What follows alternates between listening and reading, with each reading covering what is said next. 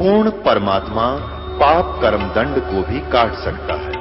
अभी तक जिस भी संत व महापुरुष से मिले, उन्होंने यही बताया कि पाप कर्म फल भोगने से ही समाप्त होगा। वो प्रभु कौन है जो पाप कर्म को काट देता है, वो काल के बंधन से छुड़वा देता है। उसका क्या नाम है, पूजा की विधि क्या है? कृपया अवश्य सुनिए जगत गुरु तत्वदर्शी संत रामपाल जी महाराज के अमृत वचन। तेरे लगे रे सत्संग बागे हो बाग, बंदी छोड़ चमन के माड़ी। तेरे लगे रे सत्संग बाग हो बाग, बंदी छोड़ चमन के माड़ी। तेरे लगे हो बाग, बंदी छोड़ चमन के माड़ी। सत्संग से सोधी आवे, नहीं जीव 84 में जावे। सत्संग से सोधी आवे, नहीं जीव 84 में जावे। अब मेटो द्वेष और राग हो राग, या उम्र बतेरी जाली। अब मेटो द्वेष और राग हो राग, या उम्र बतेरी जाली। तेरे लगे रे सत्संग बाग हो बाग, बंदी छोड़ चमन के माड़ी। तेरे लगे सत्संग बाग हो बाग, बंदी छोड़ चमन के माड़ी। जो नर सत्संग में आते, वो परवचन की मेवा खाते। जो नर सत्संग में आते, वो परवचन की मेवा खाते। उनके मर्जासन से नाग हो नाग, जिन सुरत पूरे गुरु से लाली।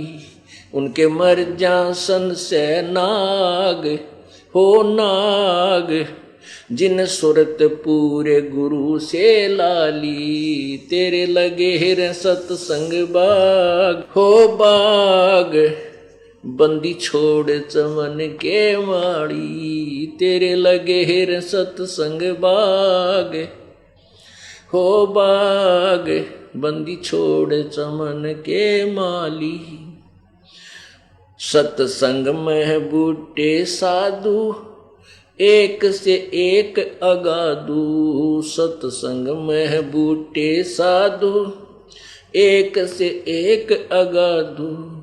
नर उनके संग में लाग हो लाग, जिनकी झुकी तले ने डाड़ी। नर उनकी शरणा लाग हो लाग, जिनकी झुकी तले ने डाड़ी। तेरे लगे रे सत्संग बाग, बंदी छोड़ चमन के माड़ी। तेरे लगे रे सत्संग बाग हो बाग, बंदी छोड़ चमन के माड़ी।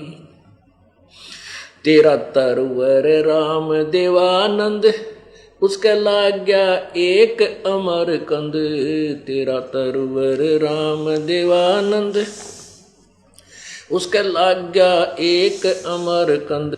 मोहे दे दिया अमर सुहाग हो सुहाग, मेरी जोत गगन में बाड़ी। मोहे दे दिया अमर सुहाग ओ सुहाग, मेरी जोत गगन में बाड़ी।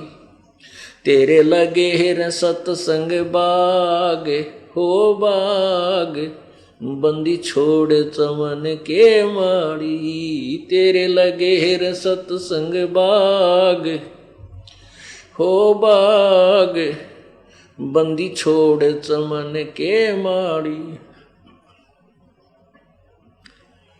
सत्संग की अमर कहानी किसे संत विवेक की न जानी, सत्संग की अमर कहानी। बिरले संत विवेक की न जानी, जागे राम पाल के भाग। हो भाग मिली सार शब्द की ताड़ी, जागे राम पाल के भाग।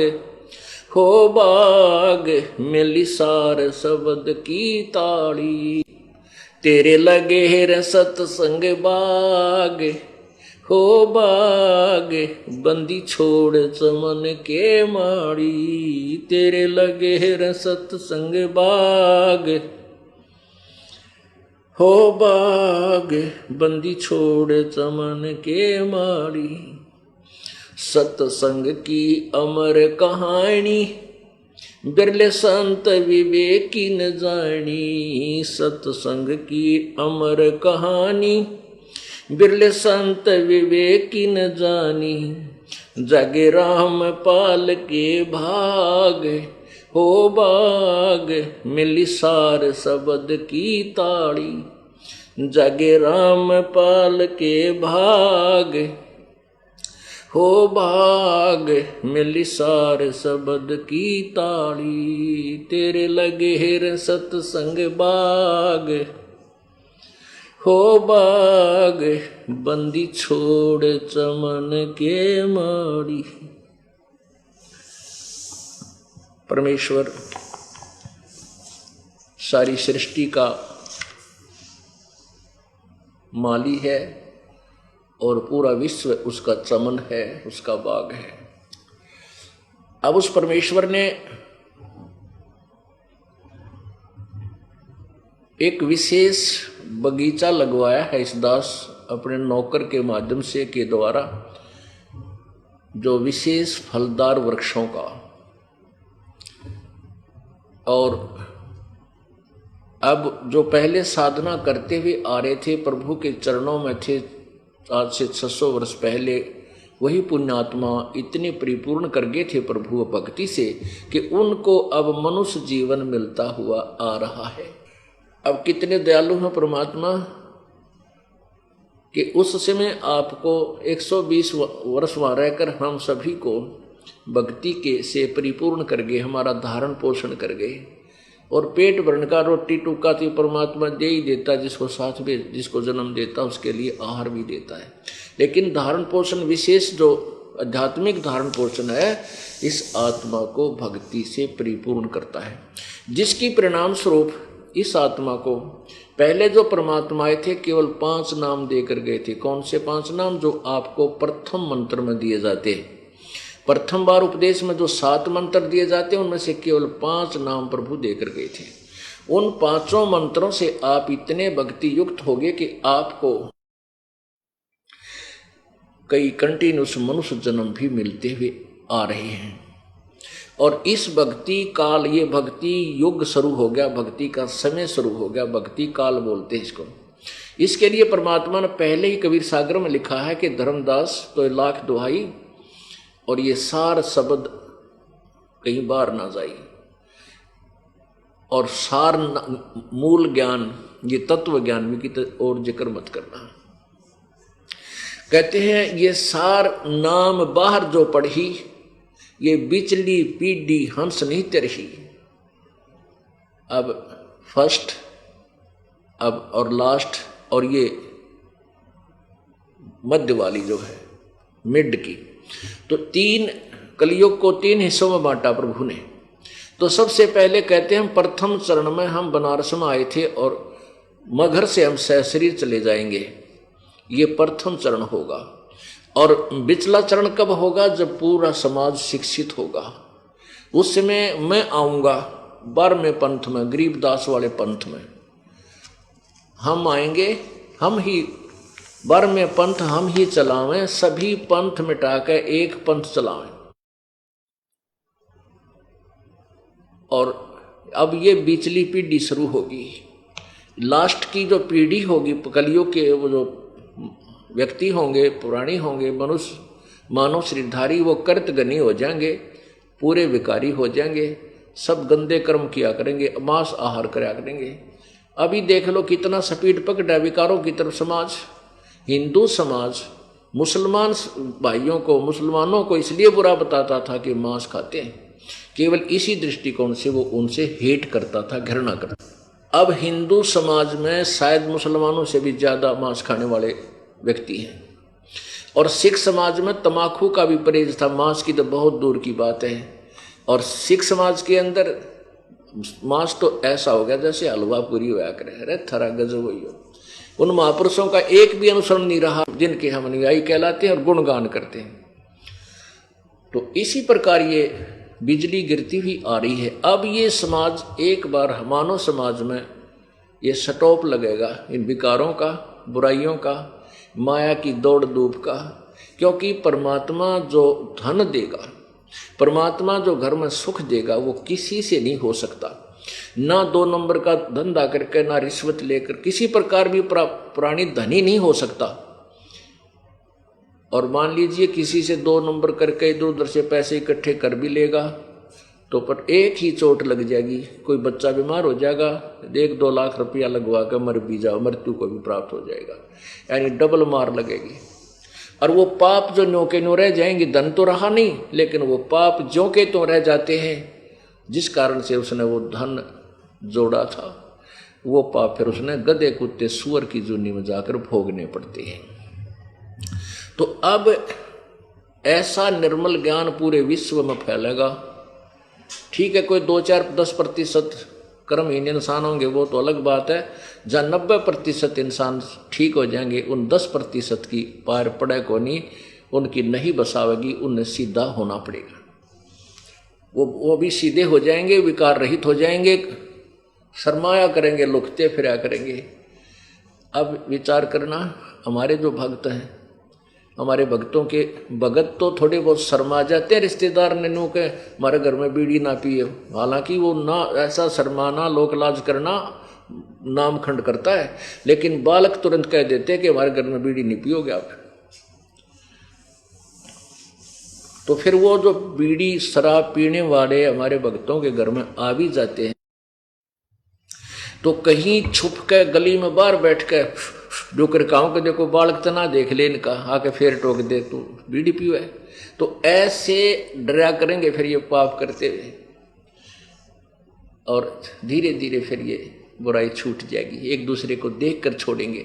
अब हमने ऐसे बुराई प्रारंभ की है, एक बीड़ी पीने लग गया, दूसरा दिखाइए, एक बार तो उसको बहुत बुरी तरह खांसी उठे, आँखें में का पानी आवे, फिर जो मास्टर है ना पीने वाला, तो कहा कोई बात ना, मेरे भी नहीं हुआ था, एक बार पी ले, उसने प्या के छोड़े और ट्रेंड कर देता है। ऐसे ही जब हम बुराई से दूर हो जाएंगे, हमारे संग में, हमारे बच्चों के संग में जो व्यक्ति आओगा, उसको भी नहीं कहेंगे भाई यहाँ बीड़ी मत पिए, मेरे धुआं चढ़ता है, मुझे नुकसान होता है, हमारे घर में हानि हो जाती है, तो फिर वो अब शर्मा कर छोड़ देंगे बुराइयों। एक भगत कह रहा था जी, हमारे सारे घर में जो ना मांस खाते थे, हम भी खाते थे।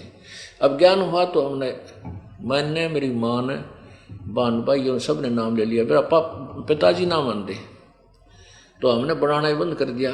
तो वो ढीठ है, बाहर तिल्ला होगा होटल पर बनाया, और वहाँ जो खाने लगेगा ना, जब वो छोटा सा लड़का है मेरा, वो जाके दादा आज तू ये मुर्गे का मांस खाता है, एक दिन मुर्गा तो तू मुर्गा बनेगा, ये मनुष्य बनेगा, तुझे खाएगा। तो 1-2 बार तो उसने धमकाया, फिर वो जब भी खाता दिखा, जब वह पहुंचा तो बुढ़ा फिर छुप के बाथरूम में बैठ के खाने लग गया, कुआड़ मुंद के, अरे छोड़ता नहीं, वो बकवाद न्यों की नहीं रखे। तो अंत में उसने त्यागना भी पड़ेगा। इतना एक छोटा सा बालक उसको धिक्कार रहा तो उसको अब शर्म मर जाएगा, और वो बुराई से दूर होना पड़ेगा। एक भक्त कह रहा था जी, मेरा 7-8 वर्ष का लड़का है, तो मेरा पिताजी ओका पिया था। पहले तो वो दादा का ओका घना भरा करता, दादा सराह देता, वाह हमारा बेटा यो सेवा करेगा मेरी, तब वह पोता है। फिर उसको उसने नाम ले लिया, फिर पता लग गया भी ओका भरने से नाम टूट जाता है। फिर वो दादा की उसकी बिगड़ गई। ये दादा तो इतने लाड करे था, पोता जो है ओका भरे था, अरे तो ओका भर दे। अगला ना दादा, ओका भरनी के ऊपर भी पाप बताया है हमारे गुरुजी ने, तो छोड़ दे नहीं इसने बीमारी ने, बोला अच्छा तू मेरा दादा पाक गया है, तू मुझे शिक्षा देने वाला हो गया। देखो ये विचार है हमारे बिना ज्ञान के, जबकि दादाजी ने खुद ये शिक्षा देनी चाहिए, बेटा बुराई से दूर रहा करो और ना पियो इस बुराई से, तो आप भी छोड़े और उन बच्चा ने भी दूर रखे। तो ऐसे ही समाज सुधरेगा, उल्टी साइड तो सुधरेगा। अब बुढ़ा नहीं बालक सी देख रहेंगे। अब जो प्रसंग चल रहा है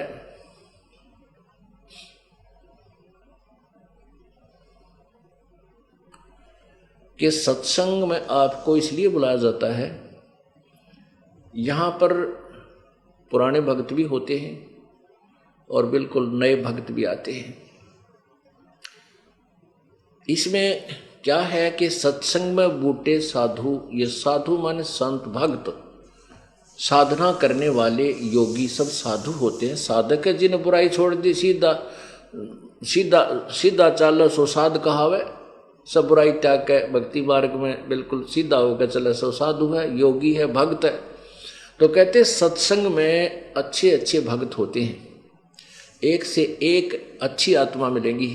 लेकिन नए भक्त के लिए संकेत है कि उनके पास बैठना, उनसे चर्चा करना प्रभु की, उनसे क्योंकि यहाँ आपको इसलिए बुलाया जाता है कि दास तो 2 घंटे सत्संग करके फिर संगत से मिलने में लग जाता है, और बाकी भक्त जो मिल लिए बाद में बैठ जाते मंडली बना के, चर्चा चलती है। गुरुदेव नाथ जी ये बताया, इसका नए भक्त पूछते हैं इसका क्या अर्थ बनता है, तो पुराने भक्त उनको बताते हैं।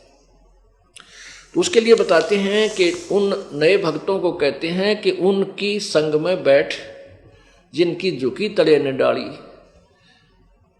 यानी जैसे पौधे पेड़ होते हैं और जिनके फल लद पद लगे हों, आम के या अंगूर के गुच्छे लगे हों, तो वो नीचे को झुक जाती हैं टहनियाँ, तो वो फलदार वृक्ष होते हैं। अर्थात जो विनम्र आत्माएं हो चुकी हैं, जो कितनी बार आप प्रसन्न करते हो, प्यार से उत्तर दे रहे हैं, समझो वो भक्ति से परिपूर्ण है, तो उनसे ही ज्ञान समझे, इसका ये तात्पर्य है। अब जो दास सत्य कह रहा है, इसके लिए संघर्ष चल रहा है और चलेगा, और सब फिटे मुंह होंगे, क्योंकि ये परमेश्वर का चलाया हुआ मार्ग है, ये हमारा चलाया हुआ नहीं है। परमेश्वर ने पहले से ही ये निर्धारित समय किया हुआ था। अब ना तो मेरे पिताजी ने कदे यूँ काम देखा ना करया जो दास की ड्यूटी लाई, ना दादाजी ने, ना परदादा ने, 7 पीढ़ी तक तो हमें ज्ञान है कि इस व्यवसाय में कोई भी व्यक्ति हमारे खानकुल में नहीं था। और जब दास को ये सेलेक्ट किया है, और ये दास जेई की सर्विस करता था, 2 रोटी बढ़िया मिल रही थी, और जिसको ये संसार सुख मानता वो सुख भी, 2 पुत्र थे 2 पुत्री, और बढ़िया झोंपड़ी डाल रखी थी, ठीक काम चल रहा था। अब परमात्मा ने दया करी, प्रेरणा दी अपने दास को रह रह कर, और वो नौकरी भी त्यागनी पड़ेगी इस परमार्थ के लिए, सब इच्छा से त्यागा। अब इसका विरोध जो करते हैं हमारे मार्ग का, क्योंकि कौन करते हैं, वो करते अज्ञानी जो गुरु पद पर बैठे हैं और जो आचार्य पद पर बैठे हैं, जिनको ये पता लग गया है कि तुम्हारे अज्ञान की खाल उतर चुकी है, और जनता को पता लग गया तो तुम्हारे पास कोई नहीं आवेगा, धिक्कारेगा तुम्हारे को, तुम्हें कहीं ठिकाना नहीं पृथ्वी पर। तो उन्होंने उस सत्य को छुपाने के लिए कि संत रामपाल हमारी खाल उतार रहा है, हमारे अज्ञान को स्पष्ट कर रहा है, उसको दबाने के लिए कि इसका जो प्रचार बंद करवा दिया जाए, और कोई विकल्प नहीं। इस दृष्टिकोण से उन्होंने जनता को भ्रमित करना प्रारंभ किया। सतलोक का आश्रम क्रोथा में ऐसा होता है, वहाँ ऐसा होता है, वो पाखंडी है, ढोंगी है, ये करता है। वो ये चाहते थे कि उसको इतना बदनाम कर दे रामपाल को कि वहाँ कोई व्यक्ति जावे कोई ना अपनी बहन बेटियां न जान दे। जनता को भ्रमित किया, फिर राजा को भ्रमित किया, और दोनों जनता और राजा ने मिलकर वो अत्याचार किया। शायद हमने कभी सुना भी नहीं होगा जो हमारे साथ किया, लेकिन कोई बात नहीं, जिसके साथ परमात्मा है उसका कोई कुछ नहीं बिगाड़ सका और ना बिगाड़ सकेगा, नहीं तो फिर भगवान है ही नहीं पृथ्वी पर। उसका परिणाम ये हुआ कि उससे अधिक उमंग के साथ भक्तात्मा जो हमारी सत्य से परिचित थे उमड़ उमड़ कर आ रहे हैं, और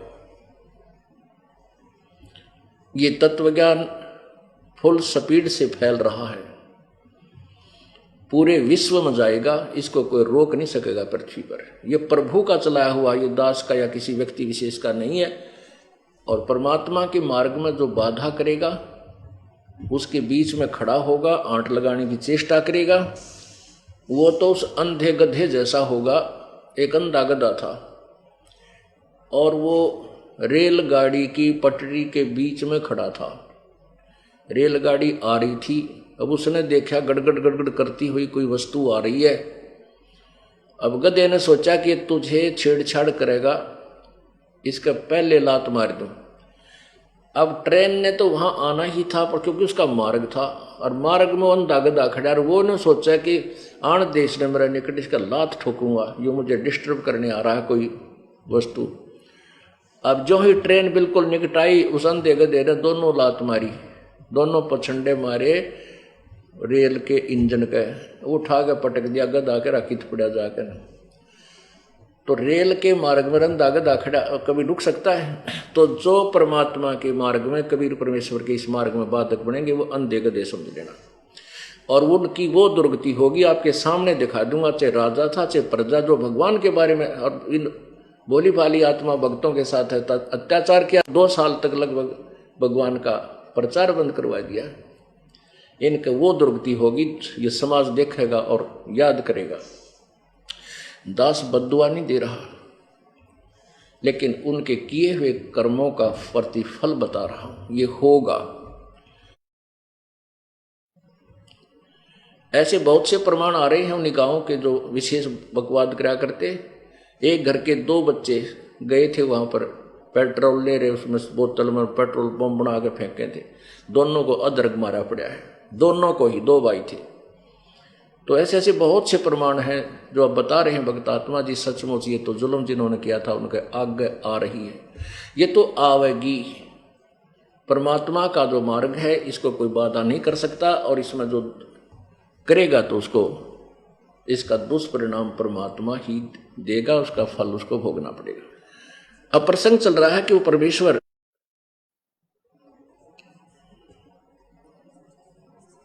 जब आते हैं तो अपने तत्व ज्ञान का प्रचार करते हैं,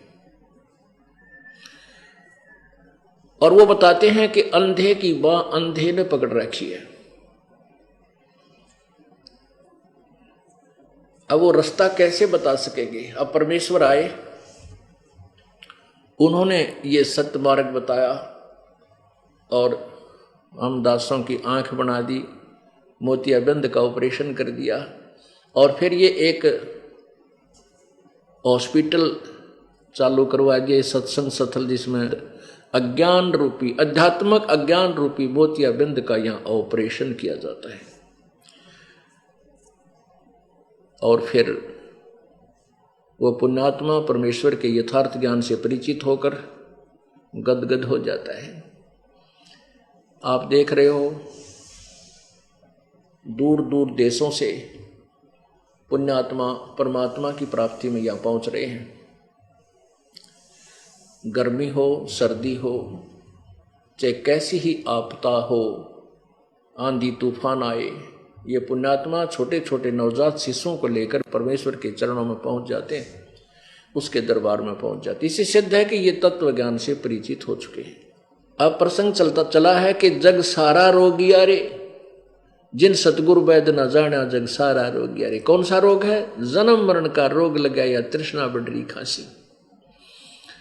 पुण्यात्माओं, जब तक हमारी जन्म और मृत्यु समाप्त नहीं होगी, तब तक हम सुखी नहीं हो सकते। फिर तो ये अरहट जैसा कुआं हो गया। अरहट का कुआं होता था पहले, सिंचाई का विशेष साधन था किसान के लिए, कि कुआं खोद लिया जाता था और उसके ऊपर एक लकड़ के जो सपोर्ट दे करके एक पुली बांध दी जाती थी, एक पुली डाल दी जाती थी, जिसके ऊपर एक चैन डाली जाती थी गिरारी फिट करके, और उस लोहे की चैन के ऊपर बाल्टियां वेल्ड कर दी जाती थी, फिट कर दी जाती थी। वो बाल्टियां नीचे से भर के आती थी, ऊपर खाली हो जाती थी, नीचे से भरकर आती थी, ऊपर खाली हो जाती थी। अब वर्तमान में भक्तों ने अरहट देखा नहीं, इसलिए एक चित्र बनाया। हमने देखा जब इक्का दुक्का अरहट कहीं क्षेत्रों में, दूर क्षेत्रों में हुआ होता था, ये ऐसा होता था अरहट। ये देखिएगा, ये अरहट है, ये ऐसा होता था अरहट।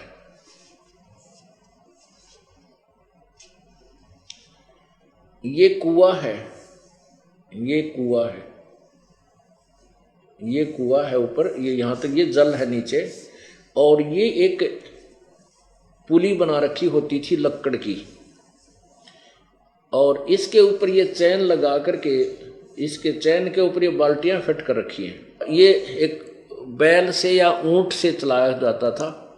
पहले ये यंत्र नहीं बने थे, मोटर मशीन नहीं थी। जब ये चलता था तो नीचे से बाल्टी पानी से भरकर आती थी यहाँ, और फिर यहाँ आकर ये खाली हो जाती थी। नीचे इसका एक प्लेटफार्म सा बना करके आगे पानी खेत में जाने के लिए निकाला जाता था।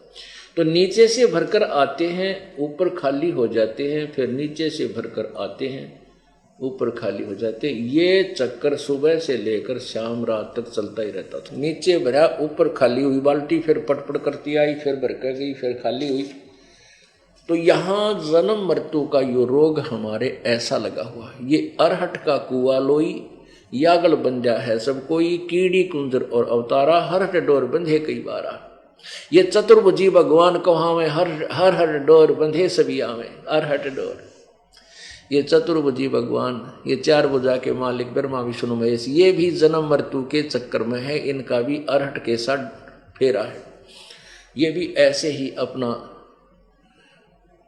जन्म मृत्यु का जो कष्ट उठाते रहते हैं। ये दीर्घ रोग है। पुण्यात्मा, आज तक हमें हमारे सदग्रंथों का ज्ञान भी नहीं प्राप्त हुआ। पवित्र हिंदू धर्म में जन्म होने के कारण हमें जो अज्ञान सुना था, हमने लोक वेद सुना था, दंत कथा सुनी थी, उसमें यही बताया गया था कि ब्रह्मा विष्णु महेश सर्वेश्वर हैं, महेश्वर हैं, और ये कालज्ञ मर्तुज, ये कालज्ञ अविनाशी, इनके कोई माता पिता नहीं, और यही पूरी सृष्टि के रचनहार हैं, सबके यही सुखदाता है। इस तरह के हमें स्टेटमेंट दे रखी थी। और जबकि इन्हीं के इतिहास में, इन्हीं महापुरुषों की जीवनी में, पुराण में ये लिखा हुआ है कि तो नासवान है, इनकी जन्म और मृत्यु होती है। अब देखिएगा, श्रीमद् भगवत, श्रीमद् देवी भागवत, श्रीमद् भगवत तो गीता, और ये श्रीमद् देवी पुराण, इसको श्रीमद् देवी भागवत कहते हैं। देखिएगा, ये है श्री देवी पुराण कहो, इसे श्रीमद् भगवत देवी भागवत कहो। तो सचित्र मोटा टाइप, संपादक हनुमान प्रसाद पोदार, चमनलाल गोस्वामी। और ये कहाँ से छपी है, प्रकाशक कौन है? प्रकाशक में मुद्रक गीता प्रेस, गोरखपुर, गोविंद भवन कार्यालय, कोलकाता का संस्थान। इसके तीसरे सकंद में प्रश्न नंबर 123 पे, 123 पे, ये पहले भी दिखाया, बार बार दिखाना पड़ेगा, क्योंकि ये एक ऐसा जटिल ज्ञान हो गया, क्योंकि हमने अज्ञान को ठोक ठोक कर भर रखा है। अब उसको निकालने के लिए, उसको उतारने के लिए जो गलत रंग हमारे ऊपर चढ़ गया, रह रह कर रेग मार मारना पड़ता है। रेग मार ऐसे मारते हैं, वो रेग मार ऐसे बार बार सैकड़ों बार मार करके वो रेग मार से वो रंग उतरता है, और फिर नया पेंट किया जाता है। नहीं तो पुराना पेंट नए पेंट ने टक्कर ना दे। यदि ये बार बार ये दास आपको ये रेग मार मार के अर्थात ये ना दिखाऊं, तो दास वाला जो यथार्थ ज्ञान है आपके हृदय में समा नहीं सकता। ये रेग मार लगा जा रहा, देखिए। तो जितनी बार आवश्यक होगा उतनी बार ही लगाना पड़ेगा। ये तीसरा स्कंद है, प्रश्न नंबर 123 पे भगवान विष्णु जी दुर्गा देवी की उपमा कर रहे हैं, प्रशंसा कर रहे हैं, स्तुति कर रहे हैं। तुम शुद्ध स्वरूपा हो, यह संसार तुम्ही से उद्भासित हो रहा है। मैं ब्रह्मा और शंकर हम सभी तुम्हारी कृपा से विद्वान हैं। हमारा आविर्भाव और तिरोभाव हुआ करता है। आविर्भाव माने जन्म और तिरोभाव माने मृत्यु। हमारा तो मैं यानी विष्णु ब्रह्मा और शंकर, हमारा तो आविर्भाव और तिरोभाव जन्म मृत्यु हुआ करता है। केवल तुम ही नित्य हो, जगत जननी हो, प्रकृति और सनातनी देवी हो। अब देखिएगा, भगवान शंकर बोले, देवी यदि महाभाग विष्णु तुम्ही से प्रकट हुए हैं तो उनके बाद उत्पन्न होने वाले ब्रह्मा भी तुम्हारे बालक हुए। फिर मैं तमोगुणी लीला करने वाला शंकर क्या तुम्हारी संतान नहीं हुआ? अर्थात मुझे भी उत्पन्न करने वाली तुम ही हो। फिर नीचे देखो, इस संसार की सृष्टि स्थिति और संहार में तुम्हारे गुण सदा समर्थ हैं। इन्हीं तीनों गुणों से उत्पन्न हम ब्रह्मा विष्णु एवं शंकर नियमानुसार कार्य में तत्पर रहते हैं। अब इस पवित्र पुराण ने, देवी पुराण ने सारा ही कंसेप्ट क्लियर कर दिया, जिसको हम ब्रह्मा विष्णु महेश को अजरो अमर सर्वेश्वर महेश्वर, इनके कोई माता पिता नहीं है, ये सर्वस्वा है, ये तो खुद कहते हैं हम तो जन्म मृत्यु होती है। और एक तो ये सिद्ध हुआ कि ये अविनाशी नहीं है, इनकी जन्म और मृत्यु का रोग इनके भी लगा हुआ है। दूसरा ये हुआ कि दुर्गा को प्रकृति भी कहते हैं। तीसरा ये हुआ कि ब्रह्मा विष्णु महेश इसके पुत्र हैं। और चौथा ये स्पष्ट हुआ कि रजगुण ब्रह्मा है, सतगुण विष्णु है, तमगुण शिव जी। अब इन्हीं 3-4 जो प्रश्न हमारे दिमाग में घूम रहे थे, इनका समाधान कर दिया पवित्र देवी भागवत पुराण ने। अपनात्मा अगर ये दास सीधा ही कह दे, क्योंकि हमारे भगवान ने तत्व ज्ञान में पहले बता रखा था कि ये चतुर्भुजी भगवान कहावे, हर हट डोरे बंधे सब आवे। हमें तो विश्वास था अपने मालिक की वाणी पर आपको नहीं हो सकता था, क्योंकि जैसा कि आपको कल दिखाया था कि ये दानंद जैसे मैं ऋषि, कथित मैं ऋषि, भगवान के विषय में क्या कहते हैं, वो तो अशिक्षित था, जुलाहा था, शूद्र था, और कई ब्राह्मणों के पास संस्कृत पढ़ने को गया, उन्होंने पढ़ाने से मना कर दिया और ऊट पटांग भाषा बना के एंड बैंड बोलने लग गया। अब बकवाद यानी जो भी उसके जिंदे जी उसने को शब्द बनाए थे या कविता बनाई थी, उसके अनुयायी उसको पढ़कर उसको आगे उसको पढ़ते रहे। अरे तेरा गजब बोलियो, जो गीता पुराण वेद बता रहे हैं वही हमारे भगवान की वाणी अमृत वाणी वो पहले ही बता रही है। तो इसलिए उन कथित ऋषियों और कथित गुरुओं के अज्ञान से आप इतने परिपूर्ण हो चुके थे कि ब्रह्मा विष्णु महेश अजरो अमर हैं। और जो ऋषि वह ऋषि सतयुग में हुए, त्रेता में हुए, वह तो भाई आंडी थे कति, उनका तो कहना है कि बड़े विद्वान थे। उन विद्वानों की पोल खोल दी देवी भागवत में, आप पर स्पष्ट कर रहे हैं। फिर देखो पुण्यात्माओं, ये इतना जटिल ज्ञान है कि यहाँ अब जितने भी भक्त आए हैं, इनमें से 20% ऐसे हैं जो इस हमारे ज्ञान को सुनकर मैच्योर हो चुके हैं, गुरुजी जो बोल रहे हैं सत्य है, लेकिन 80% बिल्कुल नए बालक हैं। तो उनके लिए ये ज्ञान रह कर दिखाना पड़ेगा, ताकि थोड़ा सा भी कच्चा काम ना रह जाए, कहीं उनके दिल में ठेस पहुंच जाए। क्यों नए भक्त आते हैं, वो उन्हीं के पुजारी होते हैं, और जब ये आंखों देखेंगे कि सचमुच ये तो स्पष्ट है, लिखा हुआ है, तो वो बच्चे सहर्ष इस ज्ञान को स्वीकार करेंगे। इसलिए बार बार यह लालटेन दिखानी पड़ती है। मुझे इन सदग्रंथों को की ना तो आवश्यकता थी, ना पुराण की, ना गीता जी की, ना वेदों की, ना पुराणों की, ना कुरान की, क्योंकि हमारे परमात्मा के मुख्य ज्ञान में, उनकी अमृतवाणी में ये सभी पुराणों का और वेदों का और गीता जी का यथार्थ ज्ञान दे रखा है सिंपल लैंग्वेज में। उससे हम संतुष्ट हो चुके थे।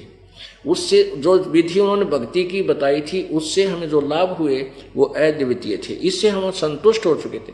लेकिन आप जी जो अन्य समाज भर्मी था हमारे की तरह, वो उन्हीं सदग्रंथों को देखकर विश्वास कर सकता है परमेश्वर की वाणी पे जिन पर आप आधारित थे। जैसे पवित्र हिंदू समाज पूर्ण रूप से पुराणों के ऊपर आधारित है। वेदों का तो नाम लेते हैं, वेद अच्छा ज्ञान है, बिल्कुल सही है, लेकिन वेदों के ज्ञान का जनसाधारण को कतई पता नहीं, जरा सा भी पता नहीं। लेकिन पुराणों के आधार पर उन्होंने क्या बता रखा था नकली गुरुओं ने कि ब्रह्मा विष्णु महेश सर्वेश्वर हैं, सबके पूज्य हैं, यही इनके कोई माता पिता नहीं, अजरो अमर है। तो उन्हीं पुराणों को जिनके आधार से हमारे अंदर अज्ञान ठोका गया था कि हम भी ये कहते थे पुराणों में लिखा है ऐसा, ब्रह्मा विष्णु महेश सर्वेश्वर है। अब हमने उन्हीं पुराणों में खुद पढ़ लिया, स्वयं पढ़ लिया और पता लग गया कि ये इसमें ये लिखा है कि ये तो नासवान है, खुद कहते हैं हमारा जन्म मृत्यु होता है। और पुण्यात्माओं, इन सदग्रंथों को ना दिखाऊं और वैसे मैं कह दूं, वैसे ही कह दूं कि ब्रह्मा विष्णु महेश नासवान है, ये पूजा के योग नहीं, इनकी जन्म मृत्यु होती है, और इनके पुजारियों के विषय में कह दिया जाए तो डले मारे और झगड़ा कर दे। तो इसलिए ये सदग्रंथ आपके समक्ष दिखाने मुझ दास को आवश्यक होंगे, मुझे जरूरत नहीं आपके लिए। क्योंकि किस कारण, जैसे एक अंधा था और रात्रि के समय अंधेरे में हाथ में लालटेन लिए हुए जा रहा था, लालटेन दीप, आगे से बच्चे आ रहे थे उछल कूद करते हुए। उस अंधे ने कहा, बेटा देखना मुझे दिखाई नहीं देता है, देखना मुझे दिखाई नहीं देता, ध्यान से चलना। जब वो बच्चे निकट आए और कहने लगे, बाबा आपको दिखाई नहीं देता? अगर नहीं बेटा मैं अंधा हूं। तो उसने कहा, ये लालटेन किस लिए लिए इस अंधेरे में, और लालटेन किस लिए लिए जब आपको दिखता ही नहीं कि तुम आंखों वालों के लिए कहीं मेरे में टक्कर ना मार दो, घेर दो बुढ़े आदमी ने। तो ये सदग्रंथ आपके लिए लालटेन हैं, जो उनके आंखों वालों के लिए, मुझे इनकी आवश्यकता नहीं। कहीं आप मेरे से ना टक्कर आ मारो, पहले इस सदग्रंथों की रोशनी में स्वयं देख लो, मेरे से टल जाओगे, दूर हो जाओगे और स्वीकार करोगे। जिन्हें स्वीकार करना नहीं तो चुप होकर बैठ जाएगा, बोल नहीं सकेगा, और फिर भी बकवाद करेगा तो भौंकेगा, वो तो कुतरू है, उसकी आदत है भौम होकर। आँखें देख कर जो नहीं मानो तो पशु जैसा प्राणी है, वो तो समान रूप है, भौंकता रहेगा, उस कुतरू की कौन सुने फिर। तो इस प्रकार सच्चाई देखकर नहीं मानते वो दुष्ट आत्मा होते हैं और सत्य को ग्रहण कर लेते हैं। चाहे हम ठीक, हम सभी दिशा भ्रष्ट थे, अब सदग्रंथों की रोशनी में हमें पता लगा तो हम गलत जा रहे हैं, दिशा हमारी गलत है, अपने घर की तरफ तुरंत टर्न कर जाना चाहिए। समझदारी इसी में है। तो अब क्या पता चला, देवी भागवत महापुराण ने स्पष्ट किया जिनकी जन्म मृत्यु होती है, और प्रमाण करते हैं। अब श्री शिव पुराण, संक्षिप्त शिव पुराण स्पष्ट करेगी कि शिव से सदाशिव ये काल है, ज्योति निरंजन है, क्षर ब्रह्म है। इससे ब्रह्मा और विष्णु का जन्म हुआ, दुर्गा और इससे के संयोग से, और दुर्गा और ये काल जो ब्रह्म ज्योति निरंजन, ये सदाशिव भी इसी को कहते हैं। ये ब्रह्मा विष्णु महेश के माता पिता हैं। संक्षिप्त शिव पुराण सचित्र मोटा टाइप, गीता प्रेस गोरखपुर से प्रकाशित। संक्षिप्त शिव पुराण, संपादक हनुमान प्रसाद पोदार। ये कहाँ से छपा है और कौन इसके प्रकाशक हैं? प्रकाशक एवं मुद्रक गीता प्रेस गोरखपुर, गोविंद भवन कार्यालय कोलकाता का संस्थान। अब इसमें देखिएगा क्या रुद्र संहिता अध्याय नंबर 6, रुद्र संहिता 99 पृष्ठ पे, इधर 97 पृष्ठ पे संक्षिप्त शिव पुराण। अब यहाँ ये 5वां अध्याय समाप्त हुआ रुद्र संहिता का, ये रुद्र संहिता, और ये 6वां प्रारंभ हुआ। ब्रह्मा जी ने कहा, नारद जी ने अपने पिता ब्रह्मा जी से प्रश्न किया था ब्रह्मांडों की जानकारी के लिए। तो ब्रह्मा जी ने कहा, ब्रह्मन देव श्रोमणे, तुम सदा समस्त जगत के उपकार में लगे रहते हो। तुमने लोगों के हित की कामना से बहुत उत्तम बात पूछी है।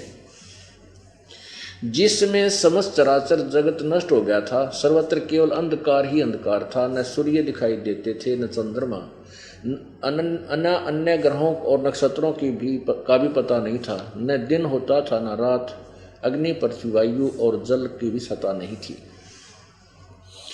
उस समय तत्सद्ब्रह्म, तत् वह अविनाशी परमात्मा, तत्सद्ब्रह्म, इस श्रुति से जो सत सुना जाता है एकमात्र वही शेष था। आगे देखो, जिस परब्रह्म के विषय में ज्ञान और अज्ञान से पूर्ण उक्तियों द्वारा इस प्रकार विकल्प किए जाते हैं, उसने कुछ काल के बाद द्वितीय की इच्छा प्रकट की। उसके भीतर एक से अनेक होने का संकल्प उदित हुआ। तब उस निराकार परमात्मा ने अपनी लीला शक्ति से अपने लिए मूर्ति की कल्पना की। अब ये परमात्मा को निराकार कहते हैं और इस ज्योति निरंजन ने कसम खा रखी है, इसने अपनी जो है ना प्रतिज्ञा की हुई है कि मैं अपने यथार्थ रूप में किसी को दर्शन नहीं दूंगा, क्योंकि इसका काल रूप है। जो गीता जी अध्याय नंबर 11 के श्लोक 32 में कहा कि अर्जुन, ये मेरा यथार्थ काल रूप है और मैं काल हूं, सबको खाने के लिए आया हूं, अपरिवर्त हुआ हूं। और गीता जी अध्याय नंबर 11 के ही 47-48 में स्पष्ट किया है कि ये मेरा रूप जो वास्तविक है, ये आप तेरे अतिरिक्त अर्जुन ना पहले किसी ने देखा ना आगे देख सकता, ना कोई किसी वेदों में वर्णित विधि से, ना जप से, ना तप से, ना किसी क्रिया से मेरी प्राप्ति नहीं है, मेरा ये वास्तविक रूप है। इसलिए ब्रह्मा विष्णु महेश शिव और अन्य ऋषियों ने साधनाएं की, ओम नाम का जाप किया, मेडिटेशन किया, कुछ परमात्मा प्राप्ति नहीं हुआ, लेकिन सिद्धियां आ गई। इन्होंने अपनी दंत कथा बना ली, अपना लोक वेद बना दिया कि परमात्मा निराकार है। तो ये ब्रह्मा कह रहा है कि वो परमात्मा वो निराकार है, ब्रह्म, क्यों इनका ज्ञान ब्रह्म से ऊपर है ही नहीं। तो ब्रह्म को ये निराकार मानते, कहते उस ब्रह्म निराकार ब्रह्म ने अपनी मूर्ति बनाई, वो सदाशिव बन गया, जो ब्रह्मा विष्णु महेश का पिता कहलाया। अब देखो, जिस परब्रह्म के विषय में ज्ञान और अज्ञान से उक्तियों द्वारा इस प्रकार विकल्प किए जाते हैं, यानी अज्ञान, ज्ञान और अज्ञान, यानी झूठी साची जो मैं बता रहा हूं, वो झूठी साची इस प्रकार है, कुछ सच्ची कुछ झूठी, ब्रह्मा कहता है। उसने कुछ काल के बाद द्वितीय की इच्छा प्रकट की, उसके भीतर एक से अनेक होने का संकल्प उदित हुआ। तब उस निराकार परमात्मा ने, इस ज्योति निरंजन काल ब्रह्म ने अपनी लीला शक्ति से अपने लिए एक मूर्ति की कल्पना की। अब वो क्या बन गया? जो मूर्ति रहित परब्रह्म है उसकी मूर्ति, यानी निराकार। मूर्ति रहित माने निराकार, मूर्ति और मूर्ति माने साकार। भगवान सदाशिव हैं। ये सदाशिव है ना, यो ब्रह्मा विष्णु महेश का पिता है, यो काल है, ज्योति निरंजन है, क्षर पुरुष है, क्षर ब्रह्म भी इसी को बोलते हैं। अर्वाचीन और प्राचीन विद्वान इन्हीं को ईश्वर कहते हैं। उस समय एकाकी रहकर स्वेच्छानुसार विहार करने वाले उन सदाशिव ने अपने विग्रह से स्वयं ही एक स्वरूप भूता शक्ति की सृष्टि की। अब इस काल के ने अपने काल के अंदर से दुर्गा निकली, ये देखना, जो उनके अपने श्रीअंग से कभी अलग होने वाली नहीं थी। उस पराशक्ति को प्रधान प्रकृति गुणवती माया। अब ध्यान से देखना, सुनना, पढ़ना कि ये प्रकृति शब्द और प्रधान शब्द आपके गीता जी के ज्ञान में काम आएंगे। प्रकृति दुर्गा को कहते हैं। उस पराशक्ति को प्रधान प्रकृति गुणवती माया बुद्धि तत्व की जननी तथा विकार रहित बताया गया है। वह शक्ति अंबिका कही गई है। उसी को प्रकृति सर्वेश्वरी त्रिदेव जननी, तीनों देवताओं की माता, ब्रह्मा विष्णु महेश की माँ, नित्या और मूल कारण भी कहते हैं। सदाशिव द्वारा प्रकट की गई, यानी उस काल के अंदर से निकाली गई। परमात्मा के ज्ञान में, सृष्टि रचना में आपने सुना, उसमें ये सच्चाई है। सदाशिव द्वारा प्रकट की गई उस शक्ति के 8 भुजाएं। ये स्पष्ट होगा कि प्रकृति भी उसी को कहते, दुर्गा को, या तीनों देवताओं की माँ है, त्रिदेव जननी है और सदाशिव द्वारा प्रकट की गई यानी काल के अंदर से निकली है, उसकी शक्ति की 8 भुजाएं यानी अष्टंगी ही है। ये ब्रह्मा विष्णु महेश की माता है। नाना प्रकार के आभूषण उसके श्री अंगों की शोभा बढ़ाते हैं। स्पष्ट है, वह देवी नाना प्रकार की गतियों से प्रसंपन्न है और अनेक प्रकार के अस्त्र शस्त्र धारण करती है। सिद्ध हुआ ये दुर्गा के ही बारे में है। एकाकिनी होने पर भी वह माया संयोग वसात अनेक हो जाती है, ये कई रूप भी बना लेती है। वे जो सदाशिव हैं उन्हें परम पुरुष यानी काल को परम पुरुष, ईश्वर, शिव और शंभु और महेश्वर कहते हैं। वे अपने सारे अंगों पर भस्म रमाए रहते हैं। उन काल रूपी ब्रह्म ने आ गया ना, ये काल रूपी ब्रह्म ने एक ही समय में शक्ति के नाथनी शक्ति के साथ शिवलोक नामक अक्षेत्र का निर्माण किया था।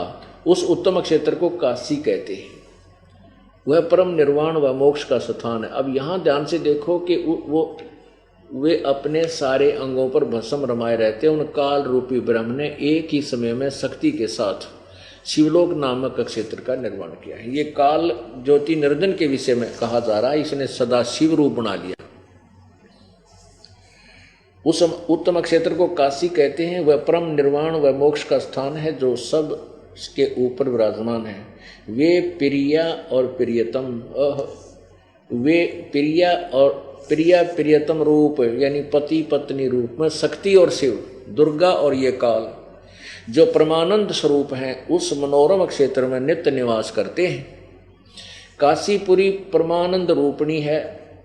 मुने शिव और शिवा ने दुर्गा और काल और दुर्गा ने, ज्योति निरंजन यानी ब्रह्म और दुर्गा ने, सरपुरुष और दुर्गा ने, देवी ने प्रलय काल में भी कभी उस क्षेत्र को अपने सानिध्य से मुक्त नहीं किया है।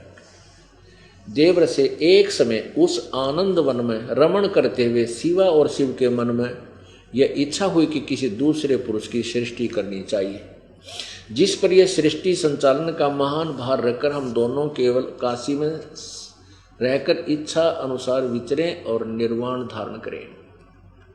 अब इन्होंने संतान उत्पत्ति की कोशिश की यानी विचार किया। ऐसा निश्चय करके शक्ति सहित सर्वव्यापी परमेश्वर शिव ने यानी दुर्गा के साथ इस काल ने अपने वाम भाग के 10वें अंग पर अमृत मल दिया यानी पति पत्नी व्यवहार किया। फिर तो वहां से एक पुरुष प्रकट हुआ, एक व्यक्ति यानी एक परमात्मा इन्होंने उत्पन्न कर दिया। तदंतर उस पुरुष ने परमेश्वर शिव को प्रणाम करके कहा, स्वामिन मेरे नाम निश्चित कीजिए, काम बताइए। उस पुरुष की यह बात सुनकर महेश्वर भगवान शंकर हंसते हुए मेघ के समान गंभीर वाणी में उससे बोले।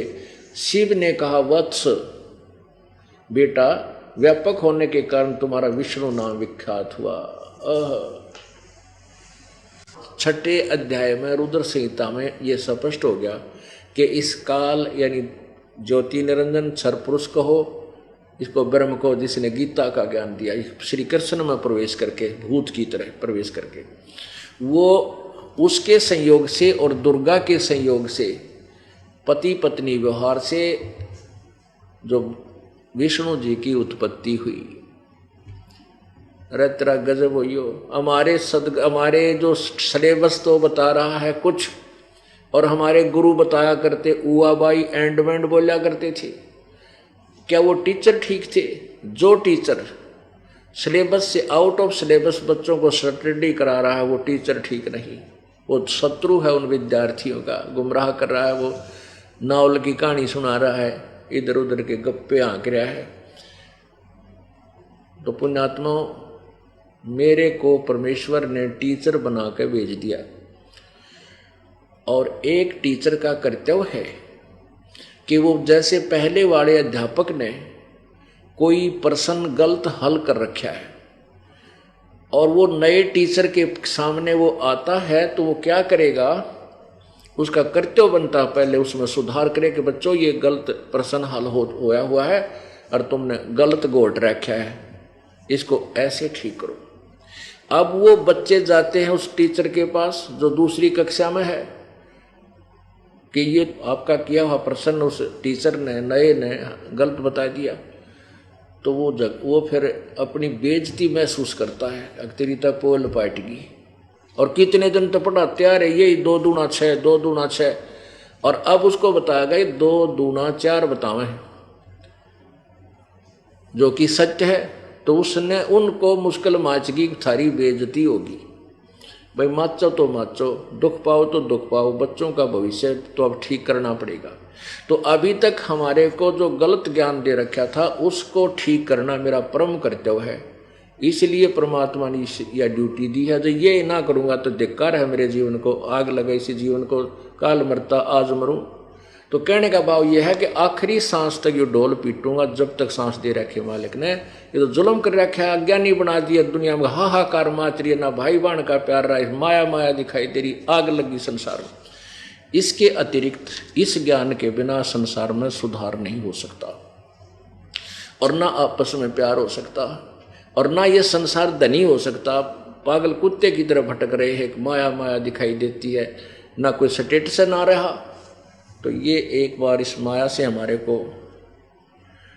मन वापस हटेगा, और जो माया चाहिएगी हमें, जो आवश्यक होगी, भगवान आपके जबरदस्ती देगा, इतनी दे देगा कि आप सोच भी नहीं सकते कहाँ से आएगी।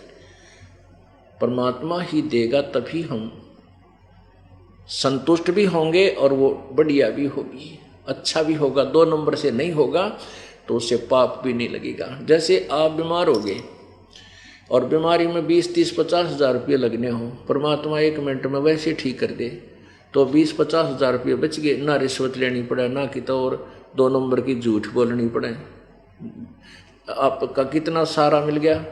ऐसे ही प्रभु हमारे ऊपर ना जाने कितने प्रकार से कृपा कर देगा। यह अपना आँखें देख लिया कि शिव पुराण में लिखा है कि दुर्गा और सदाशिव, यानी इस काल से जो निराकार था फिर साकार बना, सदाशिव बन गया, इन दोनों के संयोग से विष्णु की उत्पत्ति हुई, जो इनका बेटा है, और दुर्गा और ये काल इनके पिता हैं। अब ब्रह्मा जी के विषय में देखो उत्पत्ति। अब ये 6ठा अध्याय समाप्त हुआ, यह 7वां प्रारंभ हुआ रुद्र संहिता का। ब्रह्मा जी कहते हैं देव से तत्पश्चात, यानी विष्णु के उत्पन्न होने के बाद, तत्पश्चात कल्याणकारी परमेश्वर शाम सदाशिव ने पूर्ववत प्रयत्न करके मुझे अपने दाहिने अंग से उत्पन्न किया। यानी दुर्गा और उन दोनों ने अपने पति पत्नी व्यवहार से मुझे उत्पन्न किया। उन महेश्वर ने तुरंत ही अपनी माया से मोहित करके नारायण देव की नाभि में डाल दिया और लीलापूर्वक मुझे वहाँ से प्रकट किया। इस प्रकार इस कमल से पुत्र के रूप में मुझ हरणागर्भ का जन्म हुआ। अब ये आप ब्रह्मा कह रहे हैं कुछ झूठी कुछ सच्ची बताऊं भाई, मैं तेरे सच्चाई पूरी तो है नहीं, लेकिन क्योंकि झूठी क्यों कह रहा है ये, जब ब्रह्मा जी कमल के फूल पर उत्पन्न हुए, और ये पुराणों का ज्ञान ब्रह्मा जी द्वारा ही दिया गया है, वो सबका वही ज्ञान दाता है, लेकिन इनके आगे वक्ता उस ज्ञान को श्रवण करके बोलने वाले अलग अलग हो गए। उन्होंने कुछ अपना मिश्रण करके अलग अलग बोला, तो उनके नाम के कारण, लेखक के वक्ता के नाम के कारण इन पुराणों को 18 भागों में बांट दिया। वैसे ज्ञान एक ही है। 18 पुराण, जैसे ये 18 बोध, उन 18 बोध में ये 18 पुराणों को एक ज्ञान लिखा है। अब ब्रह्मा की उत्पत्ति दुर्गा और काल से, विष्णु की उत्पत्ति दुर्गा और काल से, और ये स्वयं स्वीकार कर रहे हैं देवी भागवत में कि हमारा तो जन्म और मृत्यु होता, आप हमारी माता हो और आप प्रकृति देवी हो। अब ये सिद्ध हुआ कि ब्रह्मा विष्णु महेश का जन्म मृत्यु होता। अब महेश की और गड़बड़ी रहेगी कि यो, अब यहाँ इसमें क्या चक्कर है। वैसे देवी पुराण में तो शंकर जी ने स्पष्ट कर रखा है कि मैं भी आप ही की संतान हूँ, आप ही से मेरा जन्म हुआ। यहाँ ये भी अनुवादकर्ता ने गड़बड़ कर रखी है संस्कृत से हिंदी में। अब इसने अनुवादकर्ता ने वो कुछ गोलमोल कर दिया कि शिव से शिव की उत्पत्ति कैसे लिखूं, तो यहाँ उसने छोड़ दिया, लेकिन आगे ये स्पष्ट कर दिए 4 इसी के 9वें अध्याय में। ये देखिएगा, प्रश्न नंबर 110 संसद शिव पुराण, ये 9वां अध्याय यहां समाप्त होता है। इसके ऊपर देखो, इस प्रकार ब्रह्मा विष्णु और रुद्र इन तीनों देवताओं में गुण हैं, परंतु शिव गुणातीत माने गए। अब इस प्रकार ब्रह्मा विष्णु और रुद्र यानी ब्रह्मा विष्णु और शिव, ये शंकर, इन तीनों में तो देवताओं में गुण है, रजगुण ब्रह्मा, सतगुण विष्णु, तमगुण शिव जी, लेकिन ये शिव गुणातीत माने गए। काल जो है ये इनसे न्यारा है।